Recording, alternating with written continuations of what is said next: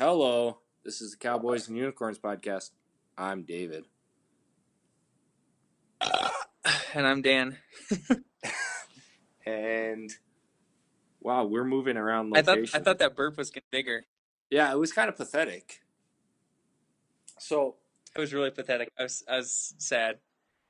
yeah, Especially sorry, since I was holding it in. sorry, listeners. Dan burps like a 2-year-old baby. Actually, babies burp really well. That's true. I was smoking some Dunhill early morning pipe. Oh yeah, I brought not 2 early pipes and a bunch of pipe tobacco down here. It's like 65 degrees. It's perfect. Yeah, it's probably like 60 right now because it's the evening. Yeah, it's probably similar. I'm imagining that where you're at looks very similar to where I'm at right now. What are you doing in Arizona? It's our equipment division sales meeting. So a bunch of training and a bunch of sitting in meetings and no sitting by the pool and getting a suntan, but Was that your plan? that would be fun, but no, I knew I wouldn't have time for that. Is there a pool at your hotel? I don't even know. We just got here. I would assume, like, based on the climate, there might be an outdoor pool here. For sure.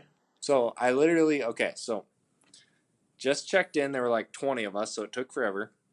I walk upstairs in the elevator. I'm like thinking, like, I look at my room number, and it's 206. And for some reason in my head, I think 203. And I very, very, very was very close to having a super awkward encounter because I went to 203 and I kept scanning my card and trying the door, and it kept blinking red. It's like, what the world? And then I realized that I heard footsteps and somebody was talking. And then I look and I run as fast as I can to my room and get inside. Somebody probably really confused. Yeah. I've done that before, like checking multiple doors and finally one clicks green, and you're wondering how many people Oh, you're yeah. annoying. Yeah, I've done that plenty of times. Just you forget what room you're in, and you're like, well, it's one of these couple right here. I'll give it a try. So did you go directly from Illinois to Arizona? No, I got home Thursday from Illinois, and then Sunday mid-afternoon I drove down to Minneapolis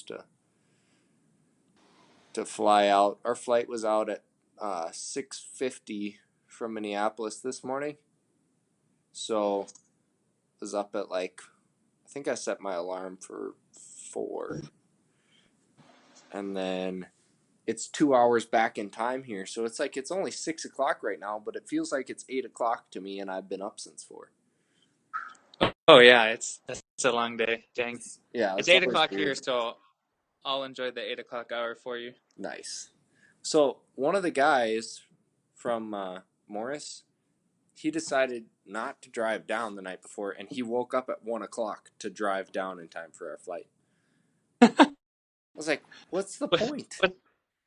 What? Did he go to bed? Yeah. For like 3 hours. If I was going to do that, I would have just stayed up. I would be more tired sleeping for 3 hours than trying to drive. I've done that once, woken up at 2 a.m. Yeah. But I felt like I was asleep for the whole drive down. Like I was freaking out because I was just trying to stay awake. Right. Yeah, I definitely would have. I probably would have just driven down and gone through security and like left Morris at 11 and then just slept in the airport or something. I don't know. Yeah, at the gate or something. Or just get a hotel room. That seems like the best decision. The logical thing to do. Yeah. It was pretty nice. We went to Crave. I don't know if you've ever eaten one of those. But I had some. I don't think so. Really good steak medallions last night, so that was kind of fun.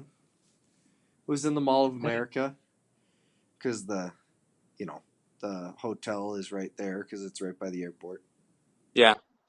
And while we were waiting, we went through uh, this kilt store. It was like an Irish store that just had a bunch of high quality kilts.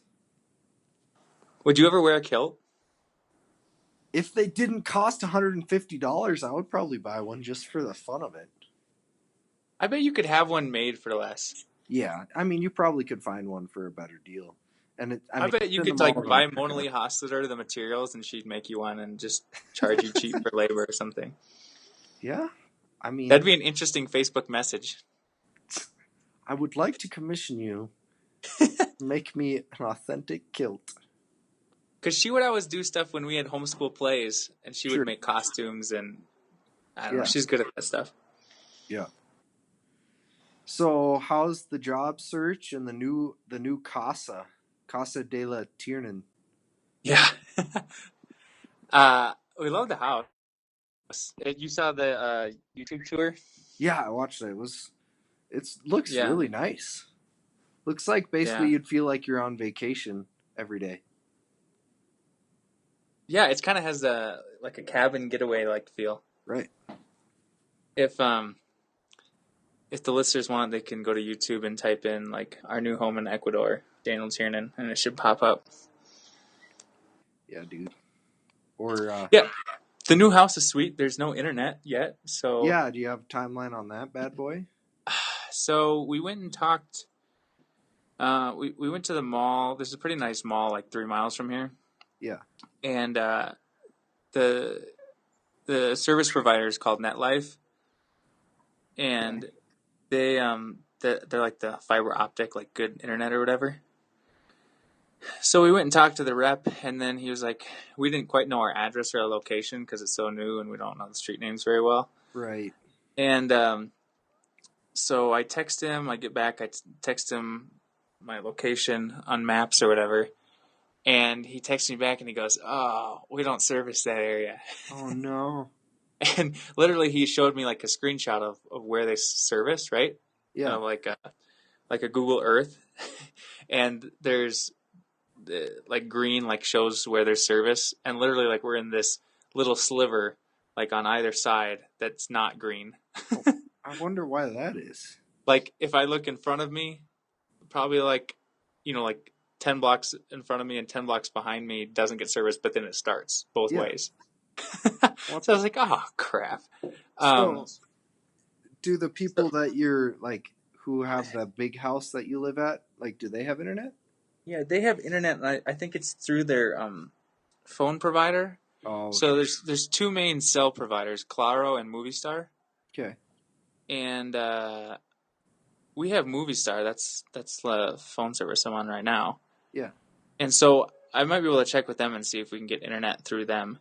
Yeah. It was just the couple that we were staying with. They have NetLife, and they were recommended that because of like it was the best internet in the area or something. Right. So we have to check and find out if there's somebody else, if there's like a competitor that has like a similar offering, so that it's high speed and everything. Yeah. So hopefully there is, or hopefully the phone company or whatever has high speed internet to offer. Yeah. It's weird because you go to a brand new place and you just kind of hear a couple names of what the internet providers are, and you don't know how good they are. I don't know. Yeah. So yeah, that's actually been kind of frustrating. Yeah, for sure. And even if I would have set up the NetLife thing today, which I was planning on doing, if they would have serviced this area, it's like 7 to 8 days before installation. Sure. So yeah, hopefully within the next week or so. I've been going to the mall and the coffee shop to use their Wi-Fi. Right. But yeah, the area we're in, so our house is pretty nice, and there's some nice houses, but it's even like it's not quite as nice as the area we were in for the first 10 days when we stayed with Craig and Nancy. Yeah. It's a little poor, and there's some internet cafes, but there's no coffee shops here. Like it's probably 2.5, 3 miles to like find a real coffee shop. That's kind of a bummer. Yeah. And yeah. I I mean, don't know. That's one thing if you have a car, but I'm kind of on foot right now, and it's all like hills and yeah.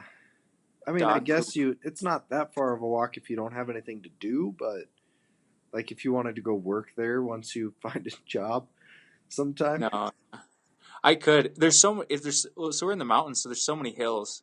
Yeah. So it would probably like to walk the 3.2 miles to the mall. It's like on the other side of the freeway and like probably like a mile of hill up and down. So it'd take like an hour to walk there. Right. So, There's taxis though, so like you can spend $3. That's the nice thing. The taxis don't cost that much. right. I feel like you could just like you'd be like it's probably on that line of where it's so cheap though that suddenly you'd realize that you spent like $200 on taxis in a month. That's the weird thing. So it's really hard to, and this has been something I've been kind of frustrated with. So, and I probably mentioned it last time, but just like not knowing what, um, like what to spend money on, or like what's Right. some things cost more money and some things cost less, like I said before. Yep. And so it's like you're in a different economy. You're Right. And not you quite just don't even know how to budget for it, I'm sure. right. And then sometimes you don't know too if there's not a ton of white people around, so they might see you and think cash and then charge you more, like stupid gringo. Right. And I know minimal Spanish right now, so I can't communicate super well. So if someone wants to screw me over, Yeah. every once in a while I get the feeling that I am, and I just like, well, I can't really argue anyways. Yeah. uh, So I but finished the audiobook on the flight here today. nice. It's called Remind me the name. um see, I'm terrible at names too. It's 12 Rules for Life, An Antidote to Chaos. And it's written by this and narrated by the author, which I actually always think is kind of cool. Yeah. And he's from like Alberta, Canada, so he has a really good accent too, just like really easy to listen to. Mm-hmm. But I was thinking, so he had like, if there's one thing out of the book that I was like, oh crap, like I gotta like figure like work on this or whatever. He talked about like basically that your default needs to be to tell the truth. Like when you don't know what to say, tell the truth. Oh, okay. And like using all sorts of just different scenarios where it's like just by default it's really easy for you to like make a story bigger or twist the perspective like and just In your not favor. just not be straightforward either to make it an interesting story or like to make to make an interaction where you look better or whatever it is. He was telling like when he first kind of learned the lesson, he was in a psychology program where he went to like this mental institute that it was like shutting down, so only the worst like cases were still there because they hadn't found a place for him yet. And like he had to work with this one like sociopath that had like super violent tendencies and thoughts and stuff. Whoa. And that person like initially like came up and was like, hey, can I be a part of your group, like to all the interns and stuff. And like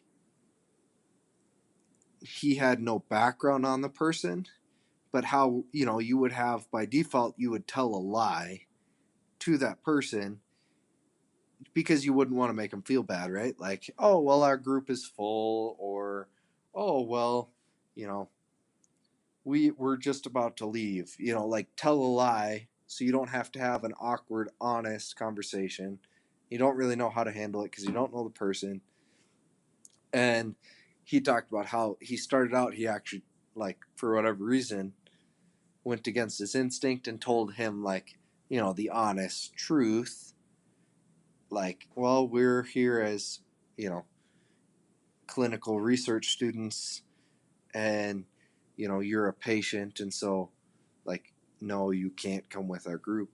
And how then he ended up having like working with this guy, and this guy would tell him like all of his crazy like violent thoughts and fantasies and stuff like this, and Well, how he learned how the only way to effectively communicate with that person, that guy, was to be completely honest. Like when he said things that disgusted or terrified him, right? Like how he would honestly communicate that, and he wouldn't try and like even do the normal psychologist like, oh well, I can see how that would make you feel that way, right?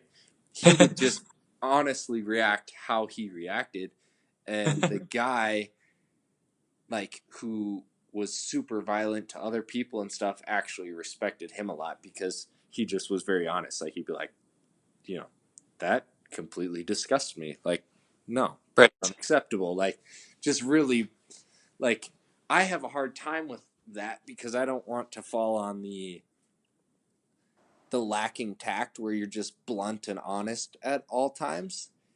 And so then you're like, crap, I oftentimes like, or someone will be like, hey, have you seen that movie? And you're just like, oh yeah, I've seen that. And you totally haven't, but just by default, you wanna sound so. I'm rambling, but I just was thinking about that today. I'm like, man, how do I start to like make that a part of my daily life? Like, how do I actually try to respond honestly, but not from a pretentious honesty, but just like a vulnerable honesty where you're truthful all the time. Not, and he talked about it, and it's weird for me. I've always been like an absolute truth person, Like you believe in absolute truth, or you Yes. tell the truth? Believe in absolute truth, right? So it's like black and white. Like, no, there is a complete truth to this. And it was interesting because he explained he's not against absolute, like he believes that like there is a truth, like a underlying truth, but also that everyone has their own relative truth to their experience, right? So you can be completely truthful today, and then in that encounter, someone else being truthful changes your perception or your experience, and what you were truthful today actually might not be truthful tomorrow. It's like mind blowing, but at the same time, it's a really interesting concept. Right. Like, So, I don't know. or go ahead. No, you go ahead. Yeah. Sometimes I try. Yeah, I try to be aware of what the other perspective is. Or so for today, as an example, I was feeling like Kaylee came home, we're making supper, and I was just feeling like crap. Yeah. Like I was trying to redo my resume. I didn't get to the coffee shop till like 1. Like everything was slower. I was wandering around my neighborhood looking for I can't think of it. What's the English? Lavanderia. The laundromat? Yes, the laundromat. Oh, Wait, gosh. really? Yeah. Oh, wow. Yeah, you got that. I was looking for a laundromat, and I was asking people, and I knew how to ask people, but when they answered, they obviously answered in Spanish, so I picked up like a tenth of the words. So I had my question prepared, right? Yeah. And I was like, "Donde estás la lavanderia?" And then they started talking to me, and I'm like, thankfully, like you can point in the direction. So Yeah. anyways, that took forever, and I was wandering around, and everyone was staring at this stupid blonde gringo looking, with like tons of laundry in my hands. Anyways. Oh, no. So I kind of had a little bit of a frustrating day. And as Yeah. I was like telling her about my day and like I was bummed out, I could tell like, well, the truth is it's not as bad as I'm thinking it is right now. But I think in the past, like you were saying, I used to think like, oh, there's an absolute truth, which means like it's actually better, so I can't complain. Oh, But sure. I feel like now I have a little bit more perspective where I can say like, my complaints right now aren't the whole story, and I'll probably feel better in an hour when I clear my head. Right.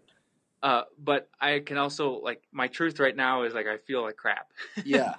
Well, And I know that's not the whole story. yeah. So kind of that tension of there are facts and there's a different perspective that is maybe more honest to how things are or more balanced. But right now, for some reason, my brain is focusing on the bad things, and that's pretty real to me right now. Yeah. Yeah, I think there's an important balance of, right? Because I think they're like, at the end of the day, there's going to be like, yeah, like this was true to this, and you were off by a little bit, right? Like, Mm-hmm. like end of the day, we're talking to, you're gonna ask questions. You're like in heaven, and you're like, okay, so was I right about this or was I wrong, right? And it's like everyone's gonna have tiny pieces. So I believe like that you should always be pursuing, right? Like better understanding and like what is truth. But the concept of absolute truth can be like a super overwhelming, like shaming thing. Because kind of like you were saying, it's like in some ways, it's like I had a crappy day and I'm feeling crappy, and that's true and it's not wrong. But absolute truth also makes you think like, but there's some person who just had to walk 20 miles for water in Africa whose day is far more crappy. Like, I should just be thankful that I have water, which is also true. But, like, you can get into when you only think of things in terms of, like, well, what's the most logical, truthful thing?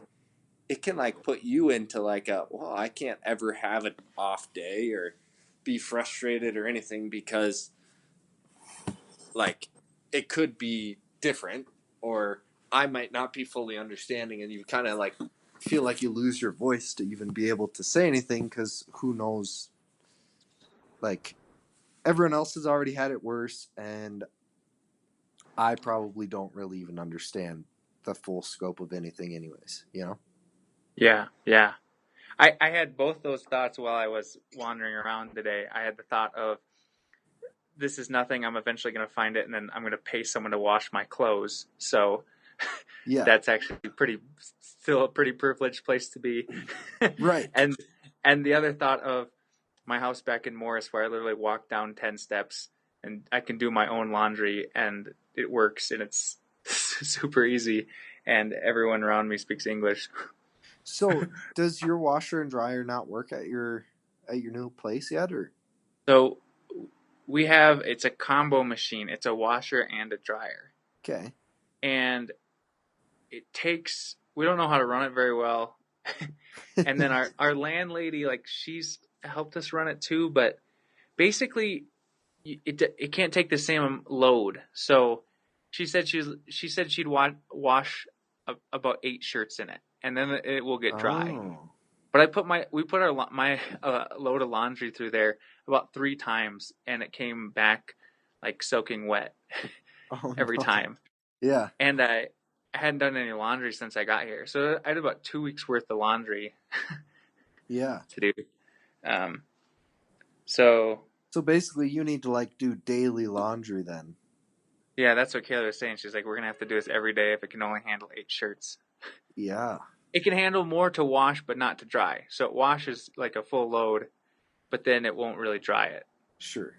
And it takes 3 hours. Oh man. Everything takes longer here. It's really a challenge to slow down. Like in the U.S., we're addicted to speed, Yeah. and it's such a I would say like advanced capitalistic. Like we're so far into I don't know. Just for one, I think our culture, we just really value speed and time. Right.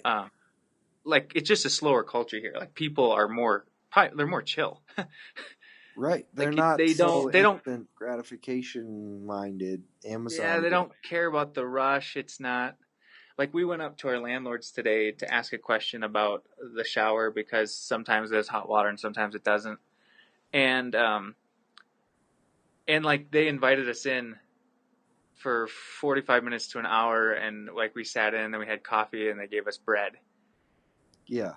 And that's like, it just takes a second to be like, oh, okay, now like I'm being invited in. Like I was gonna go to the store, right? But it's just a different culture. Right. It's very much like slow down, it's the evening chat and Yeah. yeah. And then they laugh at me because I don't know Spanish. Right. It's humbling, man. Oh man. They kind of okay. You know how people in the U.S. are like, well, if you're gonna live here, you should learn the language. Like that, Yeah. kind of that. The And there's some right. America This is America. We mentality. speak American, right? So I've experienced that a little bit, kind of like because Kaylee speaks Spanish and she's talking to our landlords, and they're kind of looking at me like, you really need to learn Spanish. Yeah. And they say it like every time. It's like I know. Thanks a lot. I'm trying. Oh man. So I have new mercy and empathy for people who move to it's probably really good, but move to another country and try to Right. learn, but you don't learn it in a day, and uh, it takes a fair amount of work and humility to learn something, but Right. Yeah, dude. You're gonna it is write a good book after this experience. right. Yeah, maybe good. Trying to do the weekly blog. Yeah, I'm enjoying it. I've got tons of comments. People are way more feedback on that than my short stories. Right. We got to figure out how to backlink the podcast and your short stories and I into linked them. that. Yeah, I'm actually trying to do that because I'm getting way more attention on the Ecuador blogs, Right. which makes sense. Like it's Yeah. way more interesting than like some creative endeavors I started Well, 2 months ago. it's just that people want to like catch up and see what you're doing. It's a good story built in. Like it's not like you don't have to come up with a good story. It just is. Like it's Right. happening every day. Yep. So I'm trying to link to the story of the week and every one I post. So hopefully driving some traffic to the short story blog through the Ecuador blog. Yeah. But So, anything on the job search so far? so I applied to this one job. It's a media company, or it's a website called First Quarter Finance, and I think they're owned by a bigger company that's like either a bank or some sort of financial institution. Yeah. But the website is more informative, so informative about personal banking, all sorts of things, really, travel, Oh, all sure. sorts of. So they have a website. I don't know. I haven't looked at it enough to figure out what business purpose it's serving, but it kind of looks like some sort of content marketing play or media play. Yeah. And I contacted the editor on LinkedIn, and she told me that I might like if I get a first interview or if I get past that, then I might talk to her later on. But she's not the first contact or whatever. Sure. It turns out she lived in Quito for 5 months at some point. Really? Yeah. Huh. So that was kind of a cool little connection. And then she asked me last night, like 5 days after we started talking, and she's like, "By the way, where'd you find that job?" And I was like, "Indeed." And then we were like chatting last night on LinkedIn messages about Quito. So cool. I can't tell if that's a good sign, like she's gonna tell the HR guy to give me an interview, or if she just wants to talk about Quito since she lived there. But any little thing like that. Building relationship is a great way to get your foot in the door. So she looked at my profile and we were talking. So I'm hoping I get a first interview there. Yeah, that'd be sweet. I don't know if I told you this last time or whatnot, but I was reaching out to my grad school student, or not students, fellow I think that students. was on your blog post, yeah. Yeah. And one of them works in HR, and she worked for 3 years as a recruiter. So she gave me tons of feedback on my resume, and that's what I did today. Went back and rewrote my resume, and then I'm giving it back to her to look at again. Yeah. And so super nice, super generous of her to offer basically like her professional, like she works as a consultant in like HR. Right. and she's looking at my resume for free and helping me rewrite it, like tons of actionable notes. So I'm kind of in the process of doing that because I wasn't getting a lot of traction, and I'm Right. hoping with the improvements to my like LinkedIn profile and it. Should I go endorse Sometimes you I in some new things? yeah. Sometimes sometimes I have a hard time selling myself when I talk about work because especially in the world of marketing and business, everything's so positive and hyped and kind of like a lot of times there's not a lot of substance. I don't know. Yeah. I get annoyed with job descriptions and I get annoyed with another blog post about how to increase conversions. Like everything is people put on a really good face. Right. Like so when I was working at Superior and we would talk to salespeople trying to sell us some tool or some ad product, so much of it was fluff. Right. And so I kind of have like this anti-fluff um, mentality, Yeah. and that was sort of being like I was sort of reflecting that like my resume and my LinkedIn profile was really bland because I kind of just was I think in like the bare like what's the root of what you do. Yeah. And I was kind of putting that on there, but it doesn't sound very good when you're trying to get a job. Sure. Yeah. They want you to. You kind of have to do the fluffy sell yourself thing, Right. even though it's So super uncomfortable. right. And so that can be hard. Like every piece of advice for job searching is to be like, show your achievements, show like how you increase sales by a certain percentage. And you're like, number one, I worked on a team. There's team efforts. Like I can't take credit for individually for many things because you're working on like a 12-person marketing team. And then at the same time, it's like systems aren't perfect in tracking like what you did. I don't know. It's kind of, Right. but yeah. You'll get a job here eventually. Yeah, I think so. I hope so. Plus, Tired you of know being a where the bum. laundromat is. Maybe you could go be a laundryman for a while. Right. The thing is, if all else fails, um, the kids that go to the school that Kaylee works at, Yeah. it costs like $550 a month. Like it's a private school, so there's rich kids going to the school, Right.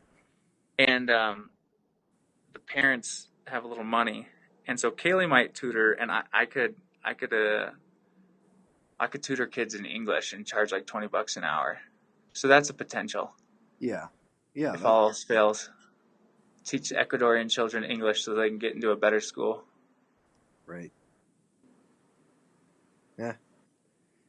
Hey, it's an adventure, anyways, right? For sure. It's so nice here in Arizona. I bet. The temperature and everything. It's probably very similar to what it is for you, I'm guessing. Yeah, man. It's perfect here. It really is. I might have asked you before, but how hot do the summers get? I don't know. I need to check. The thing is we're 9,000 feet up, so I don't think it ever gets Right. insanely. We're closer to the sun though. Like there'll be days where it's probably 77, Yeah. but I get kind of red because you're still being exposed, uh, to the sun and stuff. Yeah. Um, running is so difficult Did you? because of the elevation. Oh yeah, I suppose. I don't know how long it's gonna take to adjust. Like just in your lungs, or is it like your muscles and everything just feel like Both, dude. interesting? Yeah. And I was used to running in Morris, which is just flat. Yeah. And this is, hills and mountain elevation, but Right. how's Remy doing? Oh, she's so good. So I got back from Illinois, and she started shrugging in the 3 days that I was gone. So now, like, you like talk to her and you'll be like, "What you doing, Remy?" She just shrugs. It's like the cutest thing in the world. That's awesome. And she's pulling herself up now to like stand up at the coffee table and things like that. Wow. So, yeah, it won't be too long before she's up and running around. So if I have a kid in a few years, then Remy will be, like 3-4 years older. What if she beats my kid up? You know, it seems like a high potential. If she's anything like her mother, she probably would. For some reason, Remy just seems like she could be a bully. Oh yeah, she growls already. It's crazy. She's aggressive. She looks like she's going to be pretty strong. Yeah. Might have to, get her into like wrestling or something, I guess. Lacrosse, maybe. Olympic Neither lacrosse team. Neither the Swedbergs or the Tilkeys are very weak. Yeah, and she's gonna be so stubborn. It's gonna be a nightmare. That was the next word out of my mouth, was stubborn. Yeah, I'm kind of scared for when she grows up. What if she's surprisingly not stubborn? Well, I mean, she would probably help us learn something then. Right. Oh, I was worried for the youngest in our family that they were going to be like spoiled and not very considerate. Yeah.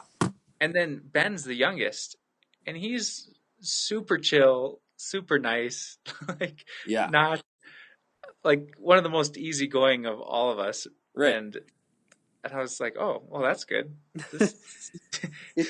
It is amazing. Like, I mean, I look back now, since I grew up through all of the stages with all of my siblings and, obviously myself, right? Uh-huh. It's amazing. You think of like the thoughts that you had about where your siblings and where yourself would end up. And like, you look at people who you're like, yeah, I was worse than them. And it's just like amazing. You're like, wow, somehow we all turned out pretty okay, I guess. Right. Better than the average Joe. So, So as a parent, does being a parent come with the fear that your kid's going to be messed up someday? Or oh, for sure.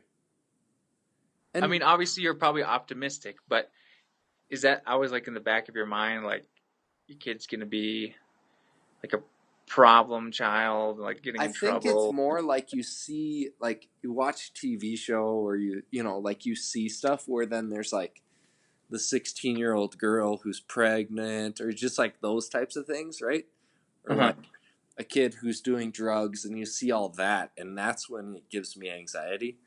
Mm-hmm. Otherwise, she's so small that you don't think of it. But it's when you see stuff where you're seeing like, or even just in real life, you see young kids or you see how like 12-year-old girls dress nowadays and things, and you're just like, oh my gosh, I'm gonna have a daughter who's gonna be growing and somehow I'm the one who's in charge of like helping to like steer her and plant the right morals, and like hopefully she takes that and turns out okay with it and isn't just stubborn. And I don't know.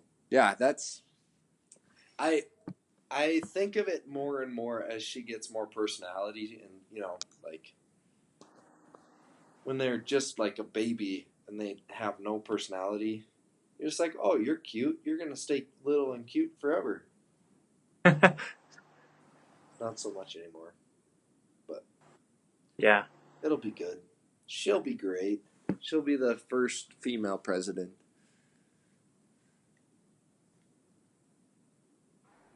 Hello?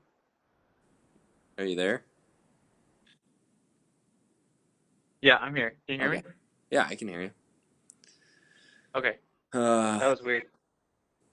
But I probably should go get food now. Yeah, dude. It's late. It's 9:00 to my stomach, even though it's only 6:50 here. So for sure. We'll have to plan like once I'm back. So this weekend or something like that, when it's more convenient and we can have a longer. We can catch up before the podcast or something. Talk a little longer too. Right. I can't tell if the listeners would find this more interesting. I know. I'm Because not sure. That's why I was like, crap. I was like thinking about the book, and I'm like, okay, I should have something at least a little more like thought based, so that it could so easily turn into us just talking and catching up for 45 minutes. So right.